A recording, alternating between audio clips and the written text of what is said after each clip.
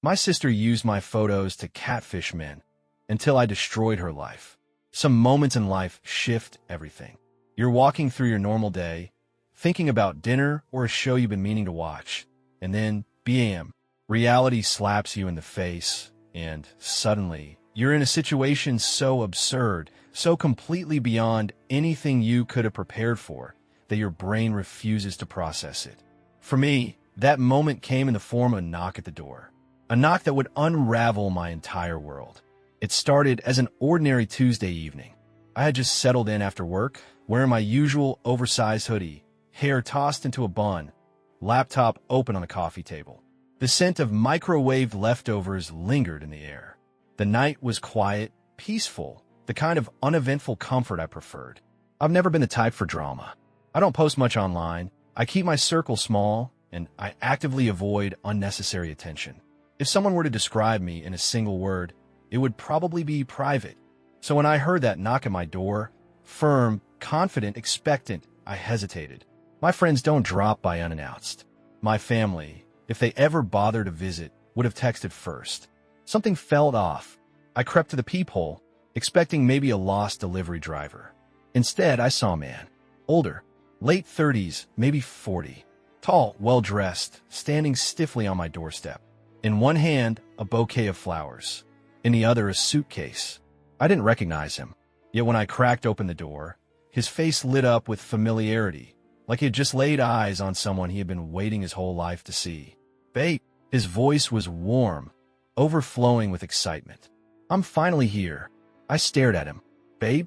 Before I could respond, he took a step forward as if he was about to walk inside my home. I immediately put a hand against the doorframe. "Who the hell are you?" That was when his smile faltered. The man, James, as I would later learn, looked genuinely confused. Like I had just asked him what 2 plus 2 equaled. "What do you mean?" His brow furrowed. He let out a nervous chuckle. "It's me, James. We've been talking for months." I felt my stomach plummet. "What?" He reached into his pocket and pulled out his phone, swiping frantically. "I have the texts. Look, I can show you." My blood turned to ice. I had never spoken to this man in my life. Yet when he turned the screen toward me, my own face stared back. A picture of me, one I didn't even recognize, accompanied by messages I never sent. The messages were long, intimate, flirty texts, deep conversations, sweet "I love yous." In them, I had told James all about my life, except it wasn't my life. I had told him about childhood memories that weren't mine. I had shared stories that I had never lived. I had promised things I had never said. My hands started shaking. But the worst part? The photos. Some were innocent, the kind I'd shared in small group chats with friends. Others were pictures I had never even posted online. And then, ones that made my throat close up. Private photos. Ones that weren't nudes but still felt violating. A sleepy selfie in bed. A photo in my gym clothes. Even a bikini shot from a vacation years ago. Someone had collected them, and they had built an entire fake life around my face. I felt like I was going to be sick. James saw my expression and mistook it for something else. "Look, if you're nervous about me coming, I get it. But you don't have to pretend, okay? I just flew halfway across the country to be with you." My breath came out sharp. "I don't know you." His face crumbled. "That's not funny, babe. I'm not joking." Silence stretched between us. For the first time, I saw it, the flicker of doubt in his eyes. He slowly pulled his phone back, scrolling, as if suddenly questioning everything. His brows pulled together as he checked the email linked to the PayPal transactions. I watched the exact moment he realized. His face turned pale. What the hell? Because the email? It wasn't mine. It was my sister's. My stomach flipped violently. I knew that email. I had seen it thousands of times growing up. I yanked my laptop open and started typing, my fingers moving on autopilot. Search history, reverse image lookup, social media accounts. And then I found it. Know them. A full Facebook account under my name. A fake Instagram where I posted regularly. A private website where I accepted money. And then the final nail in the coffin. A hidden account on an adult content site where men were paying for photos of me. Except they weren't hers to sell. They were stolen. From me. I saw red. I snapped my laptop shut so hard it nearly cracked. James sat across from me, silent, eyes flicking between his phone and my face as if trying to make sense of the horror unraveling in front of him. But I had already made sense of it. My own sister had been using my identity to scam men for money. She had created an entire false reality with my stolen photos. I stood up so fast my chair screeched against the floor. I wasn't going to text her. I wasn't going to call her. I was getting in my car, and I was going to destroy her. Some betrayals cut so deep, there's no coming back from them. What my sister had done wasn't just cruel, it was unforgivable, and I was about to make sure she paid the price. I don't remember getting into my car. The next, I was speeding down the road, heart pounding so hard I could hear in my ears. My fingers clenched the steering wheel, my vision blurred at the edges, and all I could feel was a deep, bone-chilling rage. I had never experienced this kind of anger before. Not the sharp, fleeting type that burns hot and fades fast, but something deeper, something colder. A fury that settled in my chest like a weight, pressing down on me, making it impossible to think of anything except getting answers.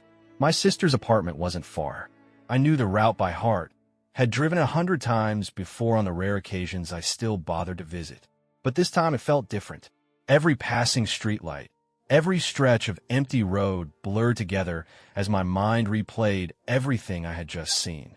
The fake profiles, the messages, the money she had stolen in my name. She had built an entire fraudulent world around my face, selling a fantasy to strangers, trapping them in a lie so twisted it made my skin crawl. She hadn't just pretended to be me. She had profited from it. I took the stairs 2 at a time, my pulse hammering with each step. By the time I reached her door, I didn't hesitate. My fist connected with the wood hard, the sound echoing down the hallway. I could hear movement inside, shuffling, the low hum of the TV in the background. But I didn't wait. I knocked again, harder this time, my fingers trembling with restraint. The door swung open. She stood there, confused at first, then annoyed. That was what set me off. The casual way she looked at me, like I had inconvenienced her, like I was the one acting irrationally. I didn't ease into it. I didn't waste time with pleasantries. I let everything explode. I told her that a man had shown up at my house believing we were in love, that he had plane tickets and thousands of messages to prove it, that he had been scammed by someone using my face, my name, my identity. I didn't give her room to play dumb. I told her that I had seen everything. The fake profiles, the PayPal account, the adult content site where she had been selling stolen photos of me. Her face went pale. For the first time, I saw fear. But then, she did something that made my blood turn to ice. She laughed. Not out of amusement, not because she found it funny. It was the kind of laughter that came when someone got caught and didn't know what else to do. A forced, awkward deflection. She told me it wasn't that serious, that I was overreacting, that she was just messing around. Messing around. My breath caught in my throat. I felt something inside me snap. I told her, my voice shaking with fury, that she had stolen thousands of dollars from men who thought they were in real relationships, that she had created dozens of fake profiles, weaving a web of lies so tangled it had led to a stranger flying across the country to see someone who didn't even exist. Her expression flickered, just for a second, but then she shrugged. Shrugged, like it was nothing, like she hadn't shattered real people's trust, manipulated them, bled them for money. She told me I should be flattered, that my face was making her money. I don't remember lunging at her, but suddenly I was close, so close that I could see the way her breath hitched, see the way her confidence cracked just slightly at the edges. My voice came out lower this time, more dangerous. I told her that what she had done wasn't a prank. It wasn't harmless fun. It was fraud, identity theft. And if she thought she could get away with it, she was dead wrong. That was when she stopped laughing. I didn't just want an apology. I wanted justice. I wasn't going to let this be one of those things that families just swept under the rug, that parents ignored because it was easier than confronting the truth. So I made sure she couldn't escape. I called our parents, and I made her sit in front of them. She tried to act like it was nothing at first, but as soon as I laid out the evidence, the accounts, the transactions, the fake conversations with men she had scammed, her expression crumbled. Our mother looked at her in horror. Our father, who had always been the more forgiving one, just shook his head, looking at her like she was a stranger. When I asked her why she did it, she didn't have an answer. She tried to cry. tried to make herself the victim, said she had needed the money, that she had been struggling financially, that she hadn't meant for it to go this far. I didn't care. I told them that she had profited off of me, that she had stolen my life to fund hers. And then, finally, our mother spoke. She told her that she was not her daughter anymore. Our father told her to get out of the house. They weren't just mad. They were done. And for the first time in her life, my sister realized she had gone too far. She turned to me, eyes filled with something that almost looked like desperation. She begged me not to take it further, not to ruin her life. But it was too late. I told her that she should be more worried about the cops, because I wasn't just walking away. I was going to make sure she paid for this. Her face froze, and in that moment I knew. She finally understood. She hadn't just scammed strangers. She had destroyed herself. People like her think they can get away with things like this. They think there are no consequences. But I wasn't just exposing her to our family. I was taking everything from her, because she deserved nothing less. There's something terrifying about watching a person realize, in real time, that their life is about to fall apart. It's not always loud. It's not dramatic like in the movies where someone drops to their knees and screams. No, it's silent. It's the way their breathing changes, the way their eyes flicker with 1,000 thoughts they can't say out loud, because there's nothing they could say to fix it. That's what I saw on my sister's face when I told her the cops were next. She had always been the type to wriggle out of trouble, the type who got away with things because she talked fast and cried at the right moments. But this time was different. She wasn't in control anymore. I didn't wait. The moment I walked out of that family intervention, I went straight to my car and drove to the police station. I didn't stop to think. I didn't stop to cool down. I knew that if I hesitated, if I gave her even a second to try and spin the situation, she'd start working her way out of it. I wasn't giving her that chance. When I stepped up to the front desk, my voice was steady. I told them I needed to file a report for identity theft and fraud. At first, the officer looked at me like I was another person coming in with some messy personal drama. But then I started laying it all out. The fake profiles, the stolen money, the fact that a stranger had flown across the country believing he was engaged to me. That got their attention. They asked me if I had evidence. I opened my laptop and pulled up everything. The dating accounts, the PayPal transactions linked to her email, the conversations she had with these men pretending to be me. I had dates, screenshots, bank records.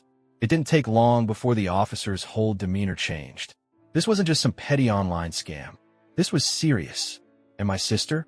She was screwed. They didn't arrest her that night. It's never that simple. But within a week, the police showed up at her apartment with a search warrant. She must have thought I was bluffing. She must have convinced herself that I wouldn't actually follow through. Because when they knocked on her door, she wasn't ready. They took her phone, her laptop, everything she had used to run her little scam. I don't know what was worse for her, the shock of being caught, or the realization that she couldn't lie her way out of it this time. For once in her life, there was no excuse, no one to manipulate. It was just her and the consequences. James, the man she had catfished into falling in love with me, wasn't the only victim. Over the next few weeks, I found out she had scammed at least 5 other men for money. Some of them had sent hundreds of dollars, others thousands. One guy had even paid for me to go back to school, believing he was helping his future wife build a better life. It made me sick. These weren't just creeps looking for some online fling. These were real people who had believed they had found someone who cared about them. And my sister? She had taken their trust, chewed it up, and spit it out just to put some extra cash in her bank account. One of the men, an older guy who had been completely in love with the fake version of me, was so humiliated that he refused to press charges. But James? James was pissed. He filed a lawsuit against her for fraud and emotional distress. And he won. She had to pay him back every single cent. And since she had already spent most of the money she scammed, she had to liquidate everything she owned just to cover the damages. She thought the worst was over after the lawsuit. She was wrong. Then came her job. I don't know what she told herself, but for some reason, she thought her boss wouldn't find out. Maybe she thought people wouldn't talk. She was wrong, because when her case made the local news, just a small fraud alert buried in a finance segment, someone recognized her. She was fired on the spot. Her boss didn't even let her pack up her desk.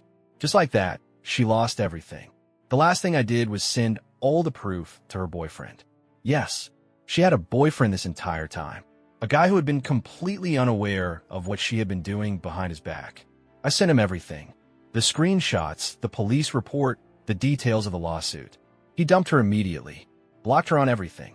And just like that, she had no job, no money, no relationship, and no way to scam anyone ever again.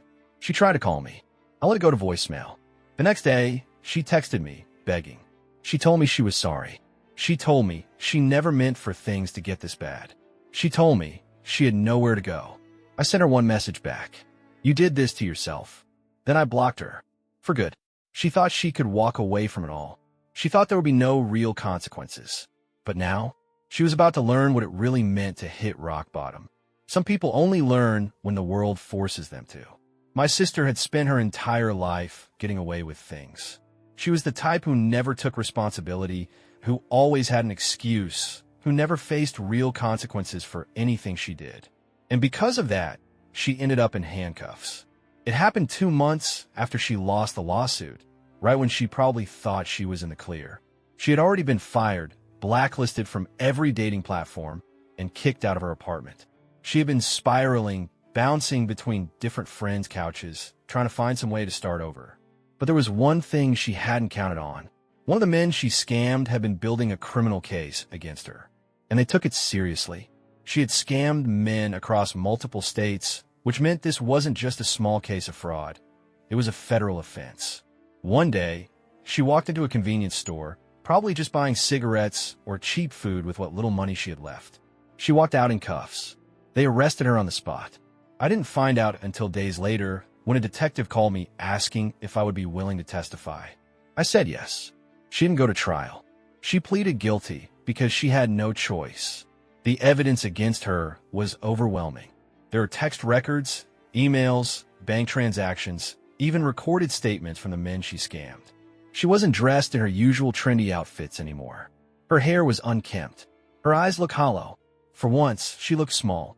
The judge didn't go easy on her. She was sentenced to 6 months in jail. 6 months may not sound like much, but for someone like her, someone who had never faced real punishment before, someone who had always been able to talk her way out of trouble, it was devastating. She sobbed when they took her away. She got out after 6 months, but she wasn't free. She had to pay thousands in legal fees. She had a criminal record now, which made getting a job nearly impossible. No one wanted to hire someone with fraud on their background check. She tried moving back in with our parents. They refused. Our mom told her she wasn't welcome in their home, that she had embarrassed the family beyond repair. Our dad didn't even look at her. She called me. I ignored her. She texted me, begging. I sent her one final message before blocking her again. You stole my face. You stole money. You stole from your own family. You did this to yourself. And that was it. I erased her from my life, the way she had tried to erase me. She disappeared for a while after that. No one really knew where she went. Some cousin mentioned hearing that she was living in a cheap motel in another state, trying to find any kind of work. But with a criminal record, no friends, no money, and no family willing to help her, she had nothing. She couldn't escape her past. She had ruined every opportunity she had ever been given. And me? I changed my number, deleted my social media, moved on with my life, without a fraudster's sister. She lost everything, and she had no one to blame but herself.